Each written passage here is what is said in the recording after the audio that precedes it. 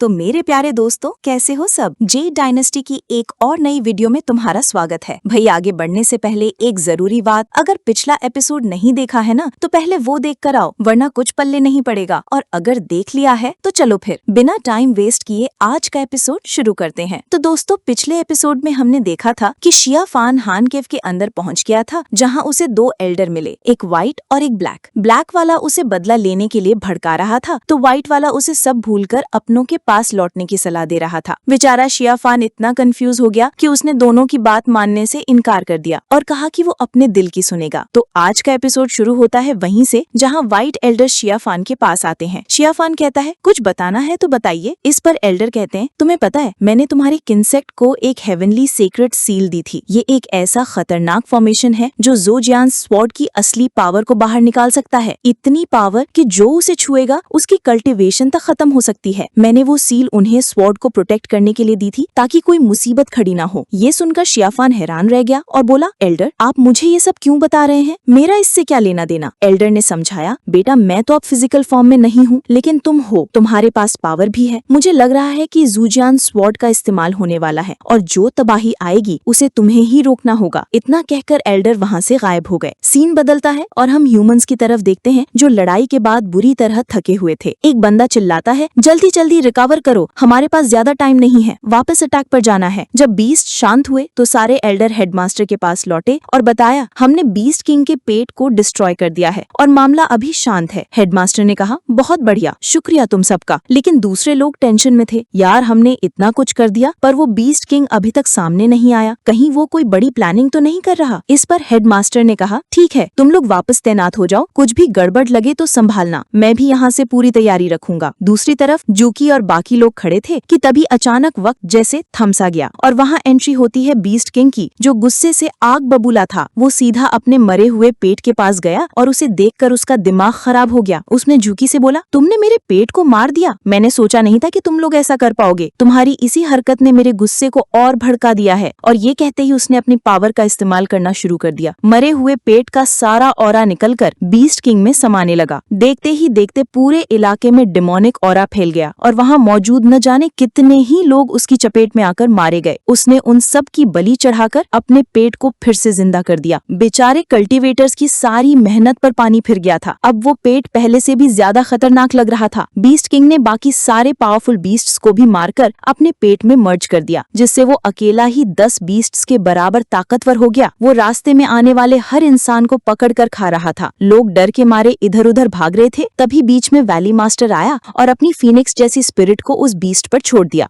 एक जोरदार धमाका हुआ, पर जब धुआं हटा तो पता चला कि वैली मास्टर की स्पिरिट ही डिस्ट्रॉय हो गई और बीस्ट को खरोच तक नहीं आई। वैली मास्टर का तो मुंह ही उतर गया, भैंस की टांग, ये क्या हो गया। इसके बाद बीस्ट ने वैली मास्टर पर हमला कर दिया और उसकी हालत खराब कर दी। वैली मास्टर ने दोबारा लड़ने की कोशिश की, पर उस बीस्ट के सामने वो एक चींटी जैसा लग रहा था। बीस्ट ने उसे उठाकर ऐसा फेंका कि उसका अंजर पंजर ढीला हो गया। सब समझ गए थे कि अब उनका अंत करीब है। दूसरी तरफ शिया फान के सामने अचानक जिन्यू आ गया और बिना कुछ सोचे समझे उस पर हमला कर दिया। जिन्यू ने बस एक सवाल पूछा, शिया फान सच सच बता, क्या मेरे मास्टर को तूने मारा था, हाँ या ना में जवाब दे। शिया फान जानता था कि जिन्यू गुस्से में कुछ नहीं समझेगा, इसलिए उसने हाँ कह दिया। ये सुनते ही जिन्यू पागल हो गया और शिया फान को मारते हुए चिल्लाने लगा, तूने ऐसा क्यों किया, वो तो बस एक बूढ़े आदमी थे, मैं तुझे जान से मार दूंगा। शिया फान बोला, वो मुझे हान केव में जाने से रोक रहे थे, इसलिए मुझे मजबूरी में उन्हें मारना पड़ा। शिया फान बस अपना बचाव कर रहा था क्योंकि वो जिन्यू को चोट नहीं पहुंचाना चाहता था, पर जिन्यू सुनने को तैयार नहीं था। उसने कहा, जंग शिया फान, आज आखिरी बार तुझे दोस्त कह रहा हूँ,